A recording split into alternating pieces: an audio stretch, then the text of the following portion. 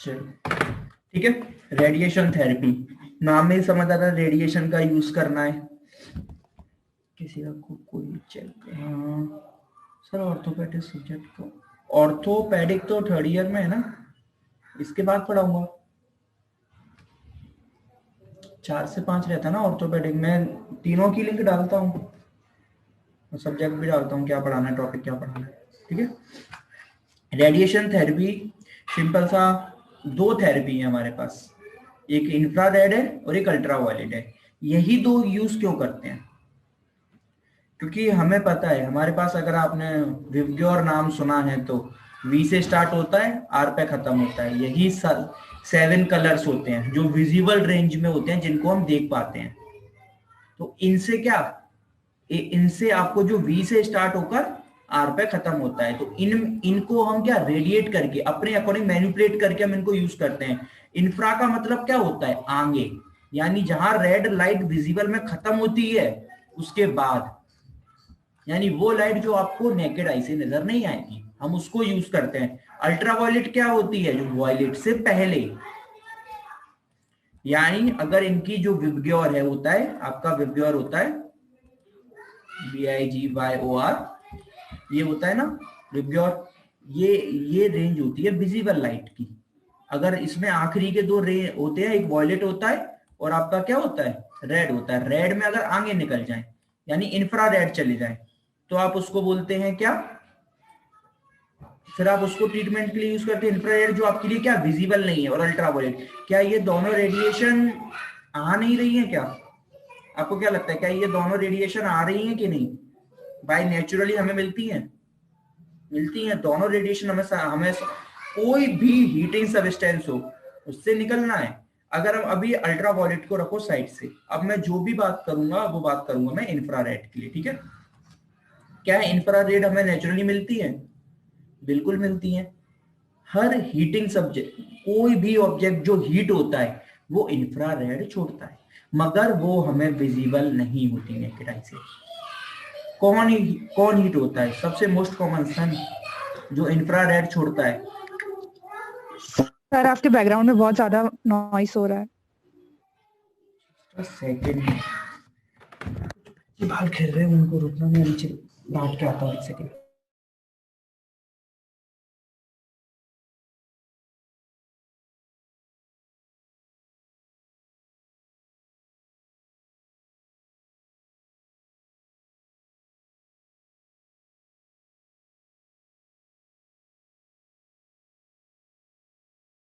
हाँ अब नहीं आएगा, ठीक है।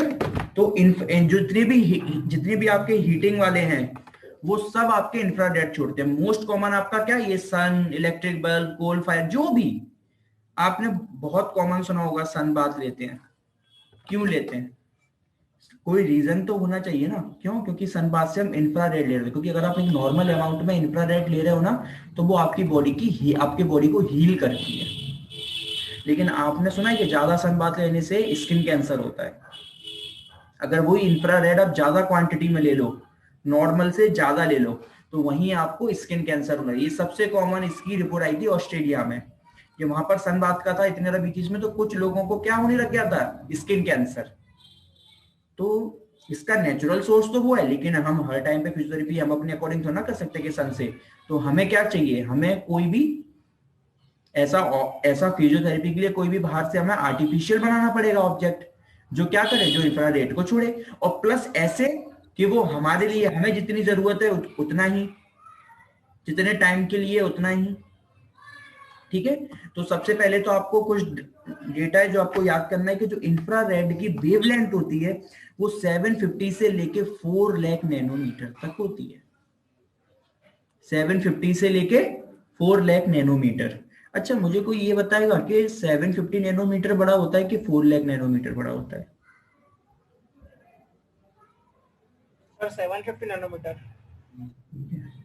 ये याद रखना, पता है अभी आगे इतनी सारी बातें आएंगी ना इसके ऊपर ही, और लोग हमेशा कंफ्यूज होते हैं।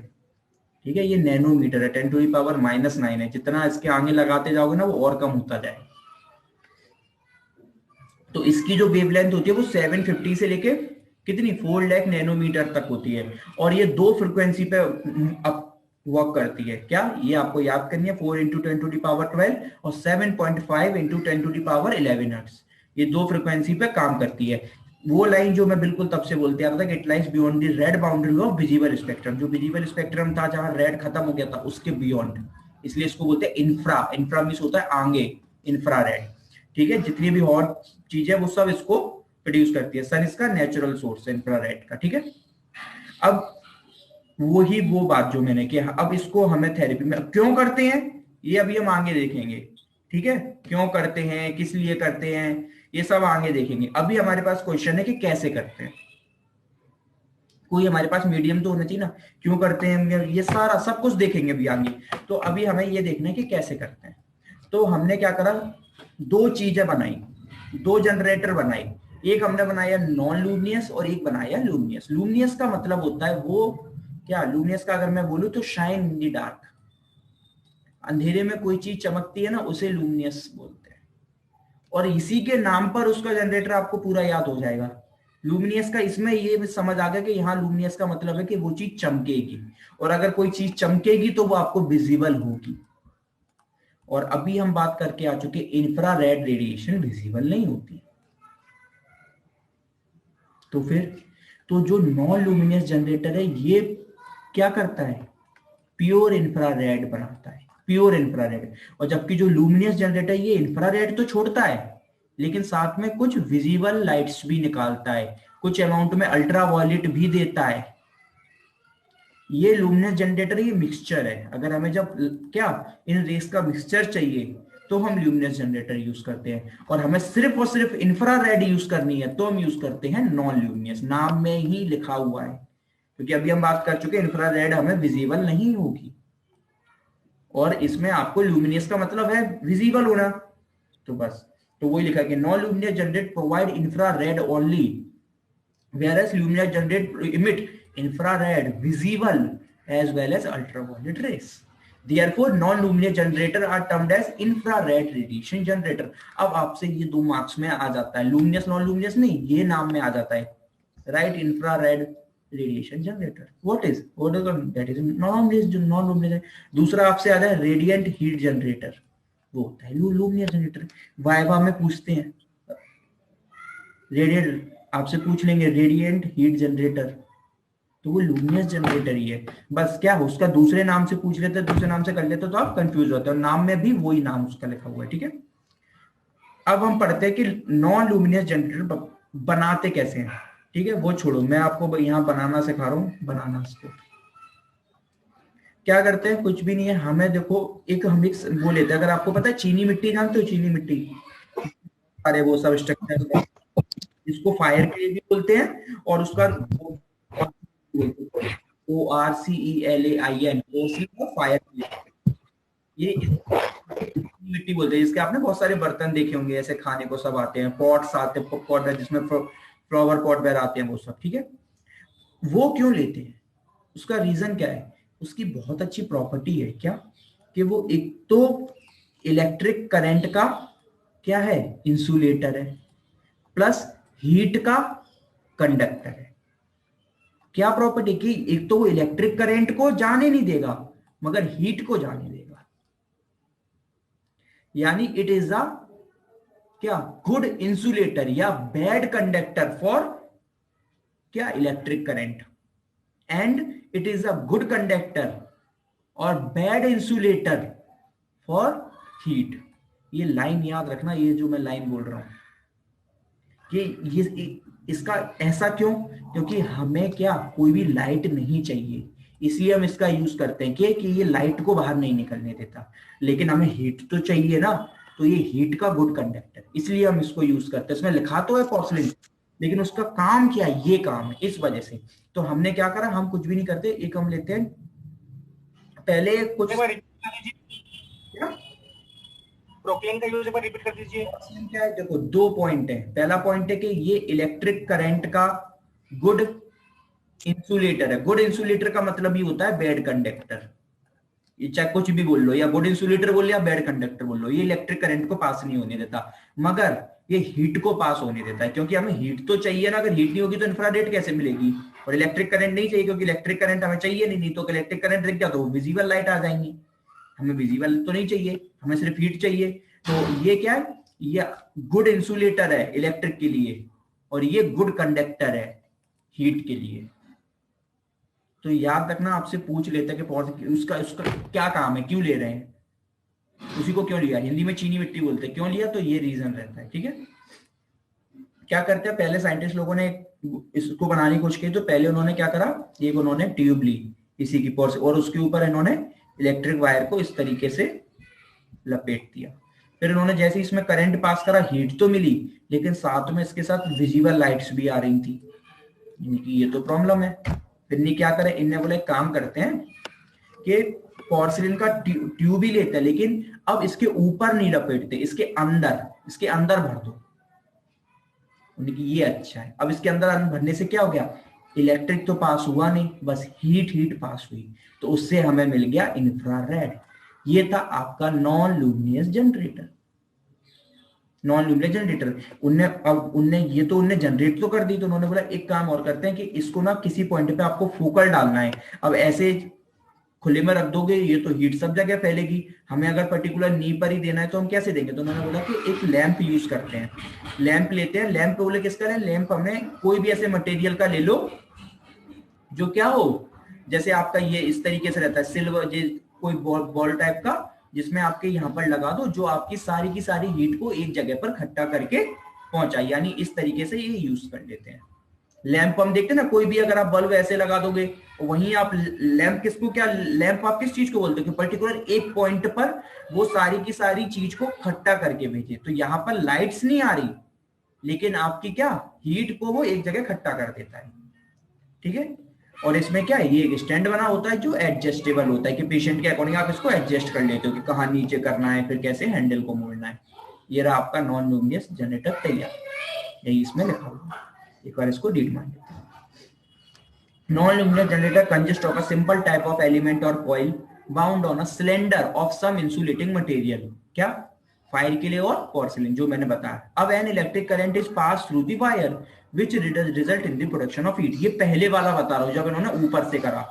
The heat produces infrared which are transmitted through the porcelain। ठीक है, अच्छी बात है, लेकिन ये जो मैंने अभी इसका बताया था कि हमने पोर्सिलिन क्यों लिया, क्योंकि पोर्सिलिन क्या, porcelain gets heated by the method of conduction, but the radiation generated in this way also includes some of the visible rays।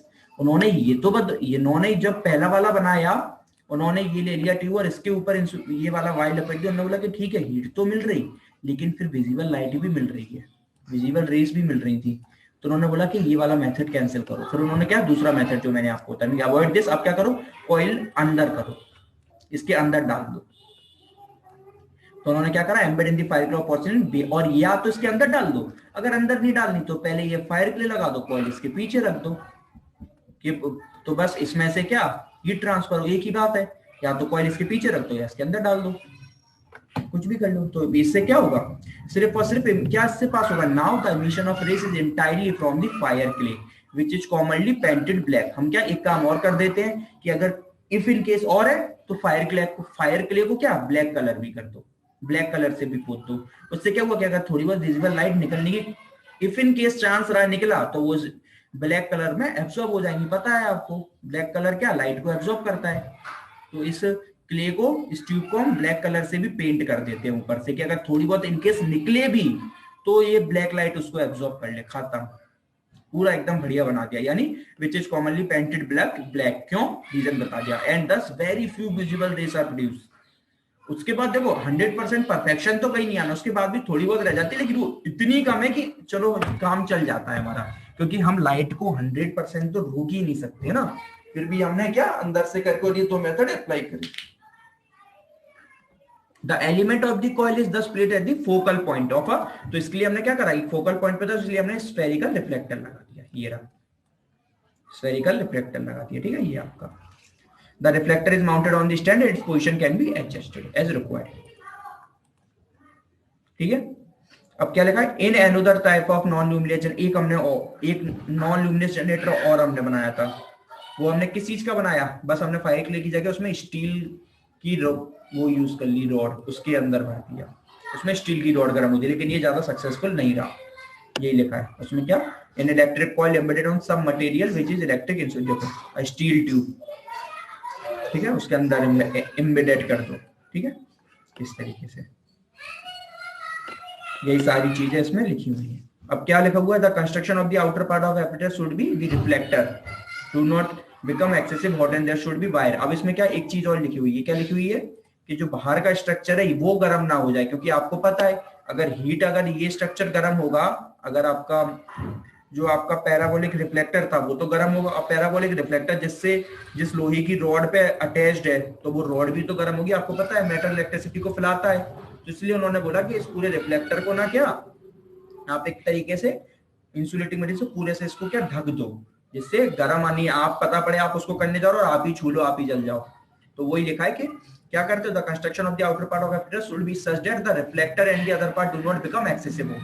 इस तरीके से या फिर उन्हें ऐसे मटेरियल को चूज करो या ऐसा, या फिर उसको मैश कर दो, यानी कुछ लपेट दो कि गरम गरम मतलब कि आप ही ना जल जाओ, क्योंकि आपको पता है मेटल ट्रांसफर करता है। तो जो नॉन लुमिनियस जनरेटर है वो क्या आपको कौन सा प्रोडक्शन करेगा, इंफ्रारेड, वो प्योर को, ठीक है। और इसमें एक चीज और है, इसमें एक लाइन बहुत पहले लिखी, so that they will be switched before 5 to 7 minutes of the treatment. इसका मतलब क्या है कि इस इंफ्रारेड को जब भी आप किसी पे इंफ्रारेड पेशेंट पे यूज करना होता है ना, तो ट्रीटमेंट से 5-7 मिनट पहले ही एपरेटस को ऑन कर दो। ऐसा क्यों, क्योंकि हीटिंग में टाइम लगता है। आप अंदर कॉइल करोगे, एकदम जो अंदर आपका फायर क्ले है वो एकदम तो हीट अप हो नहीं जाएगा, उसको टाइम लगेगा, धीरे धीरे हीट होगा। कोई भी चीज है क्योंकि वो इंसुलेटर तो वो धीरे धीरे हीट होगा, तो वो 5 to 7 मिनट में कंप्लीट हीट हो पाता है, तब आप जाके यूज करो उसको जब वो कंप्लीट हीट अप हो जाए। इसलिए इसको जब भी ट्रीटमेंट में यूज करते हैं तो 5 से 7 मिनट पहले ही हम कर देते हैं। लुमिनियस जनरेटर बचपन से सुना है, बल्ब देखा है ना, वही होता है लुमिनियस जनरेटर। जो पहले आते थे वो वाले बल्ब, ये एडिसन ने बनाया था। इसके अंदर क्या है, ये फिलामेंट लगा हुआ रहता है। ये फिलामेंट किसका बना होता है, कौन से मेटल का बना होता है, टंगस्टन। टंगस्टन टंगस्टन क्यों बना होता है, क्योंकि टंगस्टन मेटल की एक प्रॉपर्टी है कि इसको आप एकदम गर्म कर दो, एकदम ठंडा कर दो, ये ब्रेक नहीं होता। इसकी प्रॉपर्टी की वजह से इसमें हम टंगस्टन का यूज करते हैं। और आपको पता है ग्लास के अंदर एक हम क्या इनर्ट गैस भर देते हैं, जिससे इसका ऑक्सीडेशन ना हो पाए। जो जनरली जो गैस भरी जाती है वो कौन सी होती है, नियॉन गैस इसके अंदर हम भर देते हैं, क्योंकि आप जब भी वो बल्ब फूटता है तो एकदम पट करके आवाज आती है भयंकर, या कुछ भी कभी भी है ना, या फिर कहीं कुछ भी ग्लास में छेद हो जाए, ऐसे ही बल्ब आपका फ्यूज हो जाएगा, टंगस्टन का वायर टूट जाएगा। तो उसमें क्या है, नियॉन गैस भर देते हो आप, बस सिंपल यही होता है आपका लुमिनियस जनरेटर, कुछ नहीं। उसमें क्या है, इसमें आपको पता है वो बल्ब आपने देखा कितना गर्म हो जाता था पहले, अब तो एलईडी वगैरह लगेगा, छोटे में कभी देखा हो आप, उस पर हाथ लगाओ तो आपका पूरा हाथ ही जल जाए। आप उसको कुछ लोग तो एज अ हीटर भी लोग यूज करते थे, रख लो बड़ा वाला और उससे करते रहो, तो उससे क्या हीट भी निकल रही है, विजिबल लाइट भी निकलती है और अल्ट्रावायलेट भी निकलती है। बस उस वो सिंपल वर्ल्ड भी है, देखो वो लिखा है, luminous generator emit infrared, visible and few ultraviolet rays. These generator are in the form of क्या incandescent lamp और bulb। इसी को इतना बड़ा नाम है, या तो incandescent bulb लैंप बोलो या बल्ब बोलो। होता क्या है, consist of a wire filament enclosed in a glass bulb which may contain a inert gas at low pressure। inert gas भरी होती है, जनरली इसमें नाम भी लिखा है कि नियॉन होती है। The filament of coil fine wire किसकी बनी होती है, टंगस्टन की। क्यों, क्योंकि उसकी प्रॉपर्टी है वो टॉलरेट कर लेता है रिपीटेड हीटिंग और कूलिंग, ठीक है। गैस क्यों भरी होती है, क्योंकि वो ऑक्सीडेशन ना हो पाए फिलामेंट का, इसलिए, ठीक है।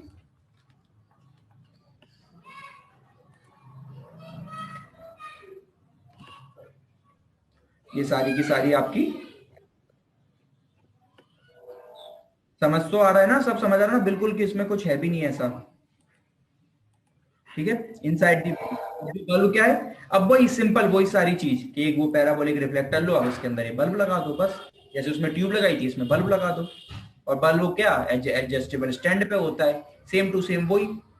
अब ये लुमिनियस जनरेटर है, ये कौन सी वेवलेंथ छोड़ता है, ये लुमिनियस जनरेटर वेवलेंथ छोड़ता है 350 से लेके 4000 नैनोमीटर तक, 350 से लेके 4000। अब आपको ना कुछ याद करना है, लुमिनियस वाला छोड़ता है 350 से लेके 4000 नैनोमीटर, और नॉन लुमिनियस छोड़ता है कितनी, 750 से लेके 15,000 नैनोमीटर। ठीक है, ये दोनों की लिखा है। 350 to 4,000 नैनोमीटर लुमिनियस छोड़ता है, और जो आपका नॉन लुमिनियस है वो आपका छोड़ता है 750 से लेके 15,000 नैनोमीटर। ये रेंज आपको याद करनी है। रेंज हो गई ये स्टार्टिंग में रेंज पूरी इंफ्रारेड, वो रेंज थी 750 से लेके 4 लाख, और इन दोनों को याद करना है, ये 350 से 4,000, ये 750 से 15,000। ठीक है, अब मैंने आपको सिंपल सी चीज एक स्टार्टिंग में बहुत अच्छी पूछी थी कि हायर वैल्यू किसकी ज्यादा है, 15,000 ज्यादा है कि 750 ज्यादा है? 750 ज्यादा है। अब इसमें देखें, अब मुझे एक बात बताना कि दोनों में से किसकी वेवलेंथ ज्यादा है? इसकी ये वेवलेंथ ज्यादा है नॉन लुमिनियस की के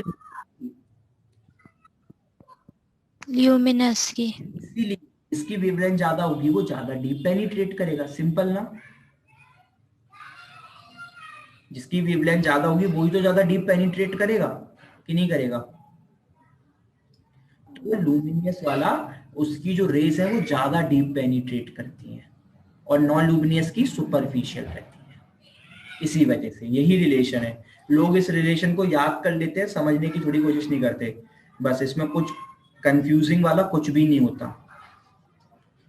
क्या है इसमें, देखो लाइन से होती है। पहले आपको पता है आपकी एपिडर्मिस होती है, फिर आपकी डर्मिस होती है, फिर फाइनली आपका टिश्यू स्टार्ट होता है, उसके ऊपर होती है सुपरफिशियल फेसिया। ठीक है, और आपको भी एपिडर्मिस को भी इन्होंने 2 पार्ट में डिवाइड करा है। पहला वाला पार्ट इन्होंने बोल दिया सुपरफिशियल एपिडर्मिस, और दूसरा वाला बोल दिया ये वाली आपकी, ये वाला है डर्मिस, और फिर उसके नीचे क्या है? Superficial fascia. तो आपका इंफ्रारेड है 1200 के ऊपर कौन सा है? नॉन लुमिनियस, क्योंकि नॉन लुमिनियस की रेंज ही 350 से लेकर 4,000।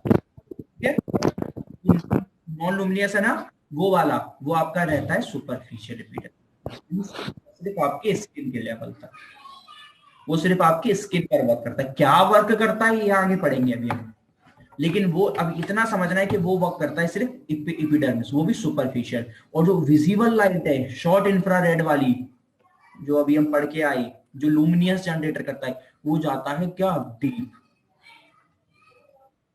काफी डीप, बिल्कुल सुपरफिशियल फेशिया तक, यानी टिश्यू के लेवल, टिश्यू तक इतना डीप जाता है। और ये तीनों हम कल पढ़ेंगे, जब अल्ट्रावायलेट पढ़ेंगे तो उसमें भी देखो सेम वही रिलेशन है जिस इस तरीके से। ठीक है,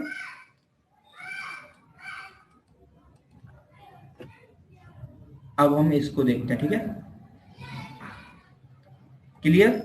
इसमें क्या लाइन लिखी हुई? यही लाइन लिखी हुई है जो मैंने आपको बताई थी कि इट कैन, वो रेंज लिखी है, वेवलेंथ लिखी है इसकी 350 से 4,000, और ये पेनिट्रेट करती है डर्मिस, एपिडर्मिस और सबक्यूटेनियस टिश्यू तक। कौन सा? Luminous generator. बल्कि नॉन लुमिनियस है वो 750 से 15,000 नैनोमीटर करता है, वो सिर्फ सुपरफिशियल पे रह जाता है। ठीक है, अब हमें कौन सा यूज करना है, अब ये हम पे डिपेंड करता है। अब इसमें एक चीज और आगे बहुत बढ़िया लिखी है, क्या कि the depth of the penetration depend upon the wavelength and nature of the material. Thus, infrared produced from a luminous generator have more penetration power than the produced from the non-luminous. यानी जो luminous वाला है वो ज्यादा penetrate करेगा, ज्यादा deep तक जाएगा। तो अब ये हमें डिसाइड करना है कि हमें पेशेंट को कौन सा देना है। अब इससे बहुत प्यारी चीज एक आती है जो हम स्टार्टिंग से पढ़ते आ रहे थे। क्या हमने बोला था कि एसडब्ल्यूडी में पढ़ा था, मैंने बोला कि जितनी क्रोनिक कंडीशन हो तभी आप एसडब्ल्यूडी को दो। क्यों? क्योंकि वो डीप जा रही थी। ये पहचान होती है, कोई भी एक्यूट कंडीशन होती है ना, वो इतनी जल्दी डीप नहीं होती। तो इससे क्या समझ आया कि आप एक्यूट कंडीशन में दोगे कौन सा जनरेटर? नॉन लुमिनियस, और क्रोनिक कंडीशन में दोगे आप लुमिनियस जनरेटर। यानी किसी को अगर सुपरफिशियल प्रॉब्लम है, अभी उसको पेन हो रहा है, जैसे अभी उसको लग गई, कल उसको लग गई है, कोई कहीं भी गिर गया, पेन वगैरह हो रहा है, तो आप लगाओ नॉन लुमिनियस। क्यों? वो एक्यूट है। कोई पेन उसको 1 महीने से है, तो फिर आप लगाओ लुमिनियस जनरेटर, वो डीप जाएगा, क्योंकि अब पेन वो स्किन के लेवल तक नहीं है, वो डीप चला गया। और आप ये एक बात बहुत अच्छे से याद रखना कि सुपरफिशियल पेन ज्यादा इरिटेट करता है कि डीप पेन ज्यादा इरिटेट करता है? सुपरफिशियल। क्यों करता है? क्योंकि नर्व्स की एंडिंग हो रही होती है। डीप पेन आपको दर्द करेगा, लेकिन इरिटेशन वर्ड यूज करा मैंने ना, सहन नहीं होगा, इरिटेट होगा अजीब सा। क्योंकि ऊपर नर्व रहती है। तो नॉन लुमिनियस जनरेटर का काम क्या है? इन नर्व को शांत कराना, जो इन नर्व्स की एंडिंग जो है स्टिमुलेट हो गई, इरिटेट हो गई, इनको शांत करना। और जबकि लुमिनियस जनरेटर का काम है कि आपके डीप टिश्यू में जो फाइबर्स बह रहे हैं, जो टिश्यू हैं जो क्या हो गए हैं, वीक पड़ गए हैं, जो महीनों से क्या है, महीनों से एक पोजीशन में, जैसे सिंपल मैं आपको बोलूं कि फ्रैक्चर हो गया था और 1 महीना हो गया, अब फ्रैक्चर के बाद क्या हो गया, अब 1 महीना हो गया, और 1 महीने से आपने फ्लेक्शन नहीं कर, जैसे फोर आर्म में आपके एल्बो में फ्रैक्चर हो गया था, आपने फोर आर्म आपका एक्सटेंशन में रखा था, आपने फ्लेक्शन ही नहीं करा, 1 डेढ़ महीने हो गया, तो वो तो डीप लेवल पे हो गया ना, तो वहां पर आप कौन सा यूज करोगे, लुमिनियस। क्यों? क्योंकि डीप में जाके टिश्यू पे काम करना है, टिश्यू को जगाना है। ये क्या करता है, ये टिश्यू को जगाता है, टिश्यू को एनर्जी देता है। हीट क्या है, heat is a type of energy, हम बचपन से पढ़ते आ रहे हैं, हीट क्या एक एनर्जी तो है। तो वो क्या करता है, ये निकल के अपनी एनर्जी इस टिश्यू को देता है, लुमिनियस वाला इस टिश्यू को एनर्जी देता है कि उठो, जागो और अपने काम करो। इसको एक एनर्जी की नीड है, वो नीड हम बाहर से पूरी कर देते हैं। और वो कौन कर पाएगा, लुमिनियस, नॉन लुमिनियस नहीं, क्योंकि नॉन लुमिनियस सुपरफिशियल रहता है। तो वो सिर्फ क्या, इस नर्व की जो नर्व इरिटेट हो गई है उनको रेस्ट कर देता है, उनको शांत कर देता है, यानी एक तरीके से काउंटर इरिटेंट इफेक्ट चलाता है। यही लिखा हुआ है जो मैंने अभी पूरा पढ़ाया। In most cases luminous and non luminous generator are equally suitable, बहुत से केसों में दोनों बराबर, but in some instances one proves more satisfactory than the other. क्या? when there is acute inflammation और recent injury, अगर acute inflammation और recent injury हुई है तो आप क्या दो, the sedative effect of rays obtained from non-luminous एकदम, क्योंकि सुपरफिशियल तो पेशेंट को अच्छा लगेगा, सेडेटिव इफेक्ट दिखेगा, अच्छा लगेगा, और उससे क्या होगा, पेन में उसको रिलीफ मिलेगा, और ये एक तरीके से काउंटर रिटेंट का वर्ड काम करेगा। अब याद है सेकेंड ईयर के फार्मा में मैंने एक वर्ड पढ़ाया था, काउंटर इरिटेंट।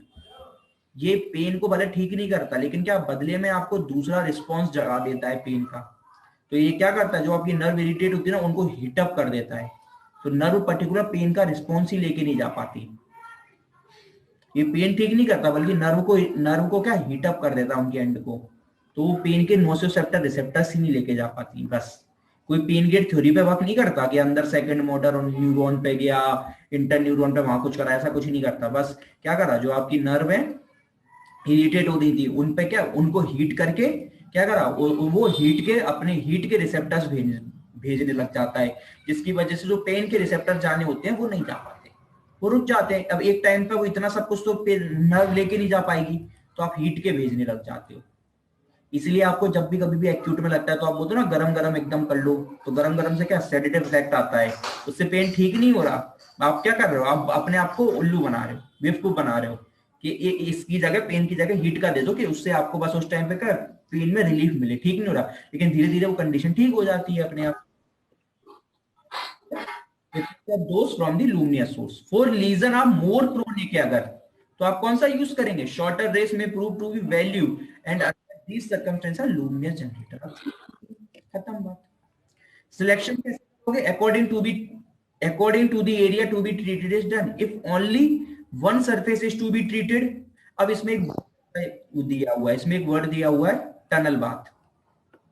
ये क्या है, ये सिंपल सी चीज है। इन्होंने बोला कि अगर आपको सिंगल एरिया ठीक करना है तो आपको जो अभी तक ऐसा पैरामाउंट रिफ्लेक्टर था उसमें लगा हुआ था वो यूज कर लो। एक टनल बात आती है जिसमें क्या, इसमें इस तरीके नहीं होता, एक टनल होती है लंबी खासा लंबी, जो पूरे एक बड़े एरिया को कवर कर लेती है। ये तो पर्टिकुलर फोकल एरिया को करेगी। अब तो क्या एक टनल बना देते हैं, तो वो टनल क्या लंबे एरिया को कवर कर लेती है। जहां लार्ज एरिया होता है वहां टनल का यूज करते हैं, टनल बात बोलते हैं उसको। होती वो यही है, बस क्या लार्ज एरिया के लिए होती है। ठीक है, इसमें क्या, the temperature reached in a tunnel bath is higher than produced by other layer. ज्यादा है, ज्यादा टेम्परेचर होगा तो वो ज्यादा क्रॉनिक एरिया को आप ट्रीट कर पाओगे, ज्यादा लार्ज एरिया को ट्रीट कर पाओगे। ठीक है, बिफोर दैट वो सब लिखा है। अब ये सब आप देख लो सही काम कर रही है कि नहीं कर रही है, क्या सब। पेशेंट की प्रिपरेशन कैसे करनी है, अब हमें ये तो क्लियर हो गया कि हीट करेगा, तो पेशेंट की प्रिपरेशन वही लिखी है, क्लॉज मस्ट बी, आपको वो तो सबसे बड़ी चीज आप हीट चेक कर, बर्न क्या कि हीट के चेक कर, हीट और कोल्ड के लिए आप उसकी स्किन हाइपर सेंसिटिव हो या फिर क्या हाइपो सेंसिटिव हो, जल जाए तो करे। तो ये आप सर किसी का माइक ऑन है तो आपकी आवाज कट रही है।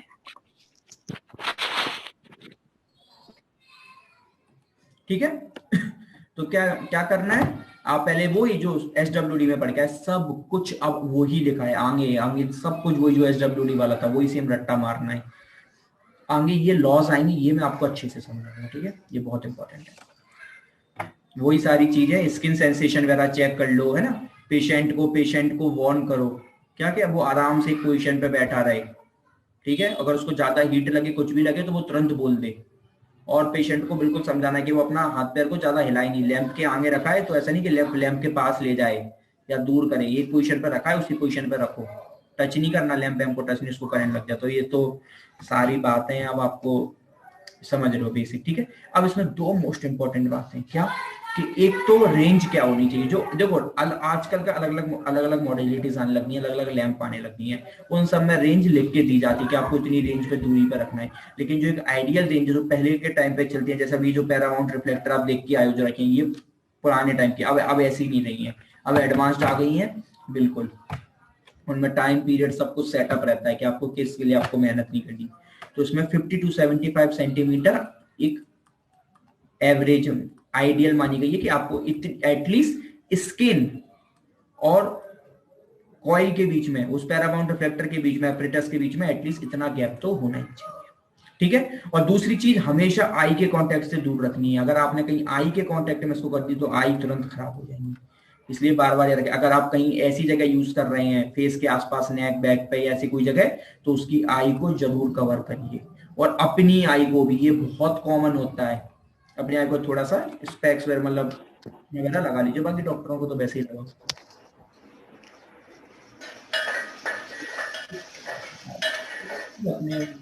म्यूट कर दूं।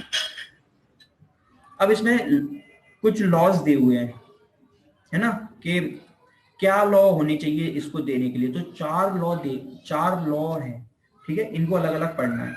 पहला लॉ है जो दिया था, ये आता है, ये याद रखना, ये वाला प्रिंसिपल आता है, एडेंट स्कूल्स प्रिंसिपल आता है।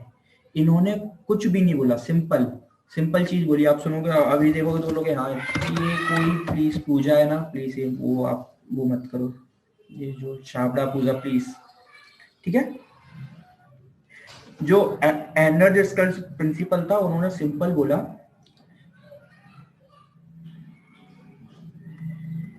कोई भी टिश्यू है वो ना हमेशा ना रेस्टिंग स्टेज पे बैठा होता है। ये बिल्कुल उसी तरीके से समझो जैसे आपने, अगर आपको मसल, आपको याद हो मसल्स का क्या, फर्स्ट ईयर मसल फिजियोलॉजी में आपने पढ़ा होगा, हमने पढ़ा था -90 मिली वोल्ट पे मसल के जो सेल्स हैं, न्यूरॉन्स है, वो -90 मिली वोल्ट पे बैठे होते हैं।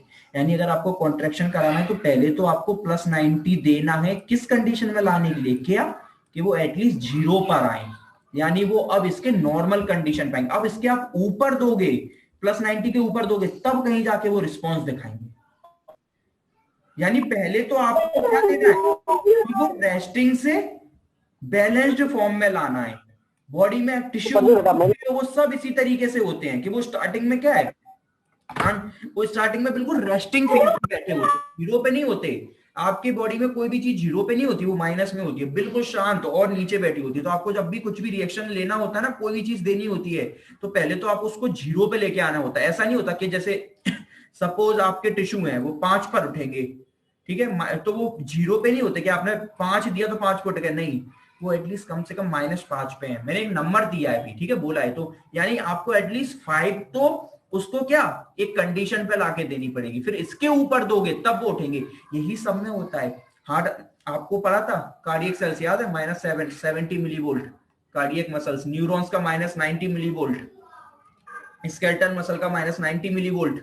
ऐसे ही बॉडी में सबका रहता है। बॉडी की चीजें 90% नेगेटिव में रहती है। आपको एक अमाउंट चाहिए, तब कहीं जाकर आप उन्हें उठा पाओगे। तो उन्होंने वो यही बोला कि आपके बॉडी के टिश्यू तब तक कोई रिएक्शन नहीं दिखाएंगे जब तक आप एक अमाउंट का, एक पर्टिकुलर अमाउंट का उन्हें आप एनर्जी नहीं दे देते। उस एनर्जी को बोलते हैं थ्रेशोल्ड। थ्रेशोल्ड क्या होता है, वो अमाउंट जहां से उठना स्टार्ट होगा, बोलते हैं ना किसी चीज की ये थ्रेशोल्ड एनर्जी, इतनी तो उसको देनी ही पड़ेगी, इसके बाद वो अपना रिस्पॉन्स दिखाएगा। तो पहले इन्होंने यही प्रिंसिपल बोला कि अगर आप थोड़ा बहुत इनको एनर्जी दोगे ना, हीट अप इंफ्रारेड दोगे, आप बोलो कोई रिस्पॉन्स ही नहीं दिखा रहा, तो इसका मतलब ये नहीं है। इसका मतलब उन्होंने बोला कि प्रिंसिपल कि पहले तो आपको इतनी अमाउंट ऑफ एनर्जी तो टिश्यू को देनी ही है कि वो अपने थ्रेशोल्ड एनर्जी तक पहुंचे, फिर आप एक्स्ट्रा दोगे। जब वो एक्स्ट्रा एनर्जी टिश्यू अपने अंदर एब्जॉर्ब करेगा, तब वो बदले में दिखाएगा रिस्पॉन्स। तब वो बदले में क्या दिखाएगा? रिस्पॉन्स। ये जो चारों लॉ दिए गए हैं किसके लिए दिए गए हैं? लूमिनियस जनरेटर के लिए, डीप पेनिट्रेशन के लिए। यहाँ टिश्यू की बात होगी, सुपरफिशियल के नहीं है, ये डीप पेनिट्रेशन के लिए दिए चार लॉ, ठीक है। अब इसमें ऊपर दो लाइन लिखी थी, ऊपर इसमें लिखा था कि आपको पता है आपके कोई भी आप ऑब्जेक्ट पे कोई रेडिएशन छोड़ोगे तो दो काम होते हैं, या तो वो रिफ्लेक्ट हो जाती है, या क्या हो जाती है, या वो एब्जॉर्ब हो जाती है ना। तो हमारी बॉडी में तो क्या एब्जॉर्ब होती है, ठीक है। और हमारी बॉडी में कुछ रेडिएशन ऐसी भी जो रिफ्लेक्ट होती है, जैसे एक्सरे। एक्सरे क्या होता है, आप देते हो, वो कुछ एब्जॉर्ब हो जाती हैं, कुछ रिफ्लेक्ट होके आती हैं। जो रिफ्लेक्ट होके आती हैं वो आपका क्या होता है? सॉलिड पोर्शन होता है। और जो लिक्विड होता है, वो गैसेस होता है, वो आपकी एब्जॉर्ब कर लेता है। तो उसी पे तो आप इसी तरीके से तो बनाते हो एक्सरे। इसी तरीके से ये होती है। क्या लिखा? It state that no reaction और changes can occur in the body tissue if the amount of energy absorbed is insufficient to stimulate the absorbing tissue. अगर आप सोच रहे हो कि आपने दी और तुरंत आता है, नहीं उठेगी। आपको इतना तो अमाउंट ऑफ एनर्जी देना पड़ेगा कि जो शेयर स्क्रीन, ठीक है। हम कहां थे? तो यही बोल रहा है कि amount of energy absorb is insufficient the absorbing tissue addition to threshold energy. तो यही कह रहा है कि एक थ्रेशोल्ड एनर्जी तो एक अमाउंट है, उसमें आप कुछ ऐड करना पड़ेगा। यानी पहले तो आपको थ्रेशोल्ड देनी है, अब उसके बाद जब कुछ उसमें ऐड करोगे तब कहीं जाकर आपको टिश्यू में कुछ रिस्पॉन्स दिखेगा, ठीक है। और आपने कुछ ज्यादा ही ऐड कर दी तो आप टिश्यू को डिस्ट्रॉय भी कर सकते हो, ठीक है। तो ये हमें समझ के चल रहा है, यही इन्होंने कहा है। It state that no reaction changes can occur in the body.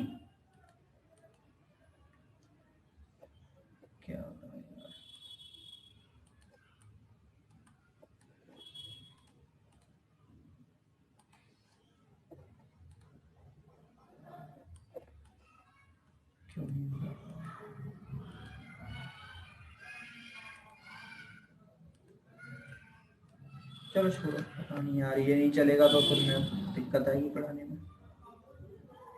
क्या कह रहा है? It states that no reaction और changes can occur in the body tissue के अमाउंट ऑफ एनर्जी। इसको बार बार इसलिए पढ़ रहा हूँ, यही याद हो जाए। Of energy absorb is insufficient to stimulate the absorbing tissue addition to threshold energy and above quantity of energy will stimulate the absorbing tissue to normal function.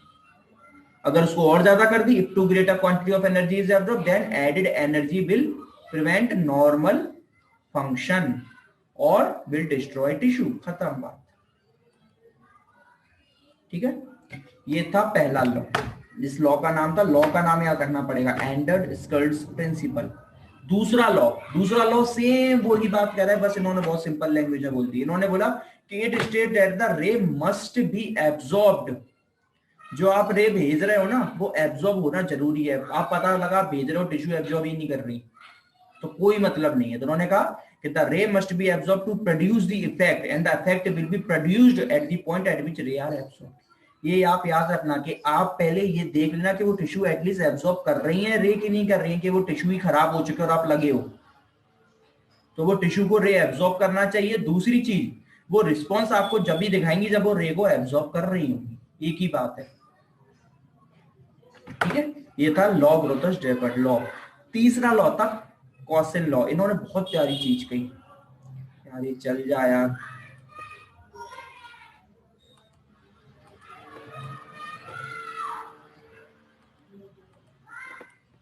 अरे क्यों नहीं चल रहा, छोड़ो।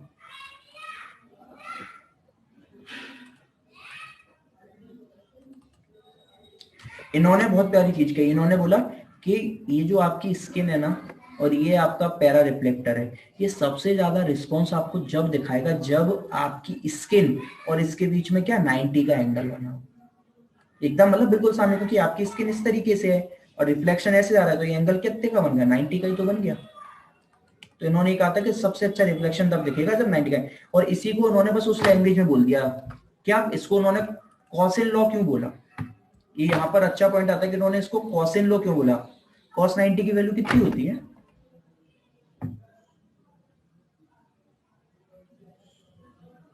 cos 90 की वैल्यू होती है 1 और cos 0 की वैल्यू होती है कितनी 0। तो इसीलिए इन्होंने बोला it is also known as Lambert cosine law. Cosine law explain the effect of angle at which the ray strike. अब 0 डिग्री से जितनी ऊपर एंगल बढ़ाते जाओगे उतना ही आपको मिलेगा, और जो मैक्सिमम रिस्पॉन्स मिलना है वो आपको मिलना है 90 डिग्री पर, ठीक है, क्योंकि 90 डिग्री पर मैक्सिमम एब्सॉर्प्शन क्यों, क्योंकि उस टाइम पे वैल्यू होती है 1, ठीक है।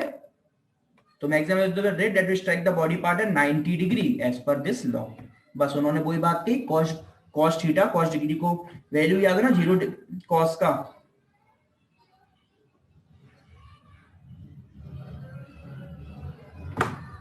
cos 0 0 होता है, cos 33 √3/2 होता है, cos 45 1/√2 होता है, cos 60 1/2 होता है, cos 90 1 होता है, cos 120 आगे -1/2 और इस तरीके से फिर उसका उल्टा याद रखना, -90 तक इतना तो याद ही रखा करो थोड़ा, ठीक है। तो 90 पे 1 होता है, इसलिए बस वही कॉसिन लॉ है। Law of inverse square starting से पढ़ते आ रहे हो, एक ही तो लॉ है।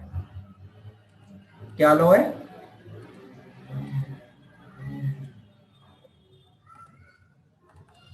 क्या लॉ है कि इन जो आपकी एनर्जी होती है जो भी जा रही है वो किसके प्रोपोर्शनल होती है 1/r², यानी जो डिस्टेंस है उसके इनवर्सली प्रोपोर्शनल होती है स्क्वायर की। ये था इनवर्स स्क्वायर लॉ, बस और कुछ भी नहीं। बार बार यही तो ठीक है। Law of inverse square explain आ गई। Inverse is the distance on the intensity of infrared rays. It states the intensity of beam of ray from a point source is inversely proportional to the square of the distance from the source. वही चीज किसके law, ठीक है। Application क्या होगा, वही सारी बात लिखी है। अब मैं बार बार इन सब चीज को नहीं पढ़ूंगा। एप्लीकेशन वही 5 से 10 मिनट पहले स्टार्ट कर लो, 5 से 10 मिनट पहले स्टार्ट कर दो, ठीक है। काम क्या करेगी, ये काम क्या करेगी, हीट दे रही है तो सिंपल सी बात है क्या कराएगी, वैसोडाइलेशन। SWD पूरा वही लिखा हुआ है, वैसोडाइलेशन होगा। वैसोडाइलेशन से क्या, ब्लड फ्लो बढ़ेगा, ब्लड फ्लो से क्या होगा, फ्रेश चीजें आएंगी, ऑक्सीजन मिलेगी, न्यूट्रिशन WBC आएंगे, सब कुछ वही लिखा है, कुछ भी अलग नहीं लिखा उसमें, कुछ भी अलग नहीं लिखा। ये पढ़ते जाओ। further radiation may be increased this achieved by moving the lamp closer to base variable resistance the physiotherapy। हाँ, इसमें एक चीज और लिखी है कि फिजियोथेरेपिस्ट आप क्या कर सकते हो, अगर इसमें आपको ये ध्यान रखना है कि रेजिस्टेंस जैसे बढ़ाना है, क्योंकि कुछ पेशेंट होते हैं एकदम गरम गरम इतना सहन नहीं कर पाएंगे, तो जो एडजस्टेबल है उनमें तो आप रेजिस्टेंस एडजस्ट कर लेते, लेकिन जो अभी पुराने जमाने के टाइम पे तो उस पर मालूम क्या करते थे, या तो आप ये करो कि जो क्या है आपका जो जनरेटर है उसको स्किन से पहले दूर रखो, फिर धीरे धीरे पास लाते रहो। या फिर ये नहीं कर रहे तो एक काम करो, क्या करो कि पेशेंट के जहां भी, जैसे सपोज हैंड पर ट्रीट कर रहे हो तो वहां पे टॉवल है उसको लपेट दो, जैसे 2 राउंड में लपेट दी तो 5 मिनट बाद एक राउंड खोल दो, 1 है, फिर 5 मिनट देगा और खोल देना, तो क्या उससे इंक्रीज हो गया है ना। तो ये पहले की टेक्निक थी, अब आजकल तो रेजिस्टेंस सब सेट आने लग गए, लेकिन आपको पता होना चाहिए, ठीक है। This can be achieved by moving lamp closer कर दो पेशेंट के, या फिर रेजिस्टेंस को वेरिएबल करते रहो। वेरिएबल कैसे करोगे, बहुत सिंपल तरीके से, जैसे मैंने अभी आपको बताया, नॉर्मल टॉवल वगैरह सब कुछ लगा दो, उससे आप करते रहो दफे। और ये किसमें बात और लिखी है कि पूरे के पूरे ट्रीटमेंट के टाइम पे फिजियोथेरेपिस्ट को साथ में बैठा रहना चाहिए। और दूसरी सबसे बड़ी चीज, पेशेंट को स्वेट करना जरूरी है, पेशेंट को स्वेटिंग होनी चाहिए। क्या इससे आपको ये पता चलेगा कि हाँ उसकी स्किन सेंसिटिव है। पेशेंट अगर स्वेट नहीं कर रहा तो समझ लो अंदर हीट एब्जॉर्ब नहीं हो रही, कुछ गलत हो रहा है, हीट एब्जॉर्ब नहीं हो रही, कि उसकी स्किन सेंसिटिव नहीं है, कुछ भी दिक्कत हो रही है। तो पेशेंट को पानी भी पिलाते रहना, क्योंकि स्वेट करेगा तो उसको चक्कर भी आएंगे, तो स्वेट करना जरूरी है, और उसके लिए आप उसको पानी भी पिलाते रहो। और जब आखिरी में बस आपको यही देखना है कि माइल्ड रेड होनी चाहिए, ज्यादा ही नहीं, मैंने आपने पता चला दिया, ठीक है। और ड्यूरेशन कितना होना चाहिए मैंने बता चुका हूँ, वो 10 से 15 मिनट, और फिर डिपेंड करता है पेशेंट पे कि क्रॉनिक कंडीशन में ज्यादा कर दो वैसे कर दो। फिजियोलॉजिकल नॉन लुमिनियस का क्या होगा, infrared treatment effect by superficial epidermis पे क्या था, resulting in vasodilation which increase blood circulation that area, this will lead to more oxygen supply. वो ही बात जो अभी SWD में पढ़ के आई थी। Drainage of waste product resulting in relief of pain, sedative effect, muscle spasm, वो ही सारी बात है जो हम पढ़ के आए थे। थेराप्यूटिक इफेक्ट क्या है, पेन कैसे कम कर रहा है, जो है, जो ऐसे एसडब्ल्यूडी कर रहा था, ब्लड फ्लो बढ़ा दिया। जो सुपरफिशियल वाला था वो तो क्या कर रहा था, मैं बता चुका हूं, नर्व की एंडिंग को क्या कर देता था, इरिटेट, वो बेस कर देता। तो इंफ्रारेड जो सुपरफिशियल वाला है वो तो नर्व की एंडिंग पे वर्क करता था, लेकिन जो डीप वाला है वो अंदर जाके क्या करता था, ब्लड फ्लो को बढ़ा देता था। ब्लड फ्लो बढ़ने की वजह से क्या होता था, वहां पर जो वेस्ट प्रोडक्ट्स थे वो निकल जाते थे। ठीक है, वैसे ही। और मसल रिलैक्सेशन क्या, वही चीज, मसल रिलैक्सेशन कौन करेगा, सिर्फ डीप वाला ही तो कर सकता है मसल रिलैक्सेशन, वो तो कर नहीं पाएगा, तो मसल रिलैक्सेशन डीप वाला करेगा। तो पर्टिकुलर वो उस जगह पे हीट करेगा, जैसे जैसे एसडब्ल्यूडी कर रहा था, ब्लड सप्लाई इंक्रीज होगी तो उसमें सब वही जो फ्रेश ब्लड सेल आएंगे, न्यूट्रिशन आएंगे, वही सारी। डेंजर क्या, वो ही सेम जो एसडब्ल्यूडी में, बर्न, इलेक्ट्रिक शॉक। अब इसको पढ़ने की जरूरत नहीं है बार बार, है ना, प्लीज पढ़ लेना। फेंटनेस यानी चक्कर आना, वही हेडेक, गैंग्रीन, बस इसमें एक एक्स्ट्रा है, इंजरी टू दी आई। इसको याद रखना। ऐसा क्यों, क्योंकि जब अगर आप आंख पे करते हो तो आंख पे आपके पता है कोर्निया पे क्या है, लेयर चढ़ी होती है फ्लूइड की, तो वो ड्राई हो जाती है। अगर ज्यादा करोगे तो फ्लूइड ड्राई हो जाएगा, आंखों को इंजर्ड कर देगा, कॉर्निया को इंजर्ड कर देगा, रेटिनल पर बर्न कर देगा। तो बस आंखों का याद रखना। कॉन्ट्रा इंडिकेशन वही सेम जो एसडब्ल्यूडी में पढ़ के आए थे। क्या देख लो कहीं आर्टेरियल ब्लड सप्लाई यानी आर्थरोस्क्लेरोसिस तो नहीं है, एरिया हेमरेज वगैरह तो नहीं है, डिफेक्टिव स्किन सेंसेशन ना हो, आंखों पे यूज नहीं करना, एक्सरे कोवर्ट थेरेपी वालों को नहीं, ट्यूमर को नहीं देना।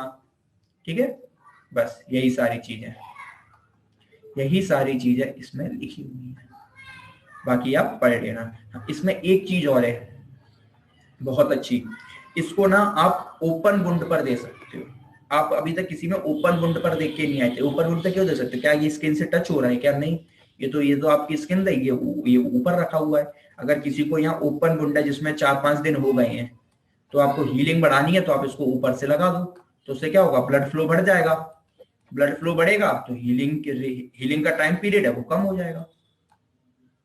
लेकिन आप एचडब्ल्यूडी भी हीलिंग का टाइम पीरियड तो कम कर रही थी, लेकिन आप उसको ओपन वुंड पे थोड़ा लगा पा रहे थे। तो इसमें तो आप डायरेक्ट ओपन वुंड के ऊपर ही कर दो, क्योंकि इसमें टच तो होना नहीं है, कोई चीज दूर से है तो कोई दिक्कत नहीं है, खत्म। बस यही पॉइंट था। किसी को कोई डाउट? सर जो इंफ्रारेड लैंप होते हैं उनमें कभी कभी पेशेंट बोलता है कि इसमें अच्छा मतलब इसमें अच्छी हीट आ रही है, तो और किसी लैंप में मतलब हीट इतनी ज्यादा अच्छी नहीं आती है, लेकिन जो फिजियोथेरेपिस्ट होता है वो बोलता है कि ये प्योर इंफ्रारेड है, तो मतलब कौन सा ज्यादा बेटर रहेगा? मैंने बोला ना, आपको पेशेंट क्या बोल रहा है, वो क्या बोल रहा है, आपको कोई मतलब नहीं है। आपको अपनी, आपने क्या पढ़ा, सिंपल सी चीज है, प्योर इंफ्रारेड सुपरफिशियल वर्क करती है। आप अगर जहां लुमिनेस जनरेटर ले रहे हैं वहां इंफ्रारेड के साथ विजिबल वगैरह भी वो डीप जाती है।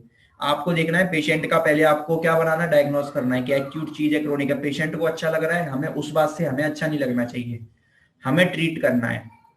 कोई थेरेपिस्ट कैसे क्या दे रहा है, आप तो जो बुक में लिखा है कि इस तरीके से है, हाँ वो चीज वैसे ही है, हम समझ रहे हैं उसको, क्यों, क्योंकि उसमें रेंज वाइज है, ये डीप जाती है। तो उसी तरीके से पहले पेशेंट का लो, एक्यूट है कि क्रोनिक है, सुपरफिशियल देना है कि डीप पेन के लिए देना है, किसके लिए देना है, वो आपको डिसाइड करना है, फिर आपको लगाना है।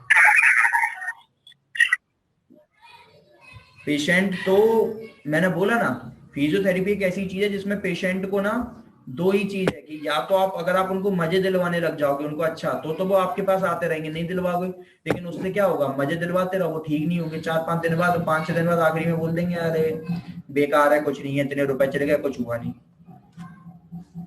तो स्टार्टिंग में भी वो भी आप पे ही फूटेगा। इसीलिए आपको पेशेंट नहीं, आपको बिल्कुल इस तरीके से स्टिक और इस तरीके से होके रखना है कि समझाना है कि बिल्कुल क्लियर कि पेशेंट को कि आप हमें मत बताओ, हमें आपको ट्रीट करना है, किससे आपको अच्छा लग रहा है, किससे आपको अच्छा नहीं लग रहा है। आपके अच्छे के लिए नहीं करना, आपको अच्छा करना है, इसके लिए हम ये ट्रीटमेंट कर रहे हैं।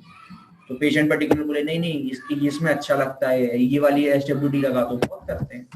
तो इन सब बातों में आपको क्या पढ़ना है, थ्योरेटिकल जो चीज को समझना है, प्रैक्टिकल करना है, और सबसे बड़ी चीज एक ही होती है, वो है डायग्नोस। जितना अच्छा आप डायग्नोस बनाओगे उतना ही अच्छा आप ट्रीटमेंट दोगे। और किसी का कोई डाउट? चलो, थैंक यू।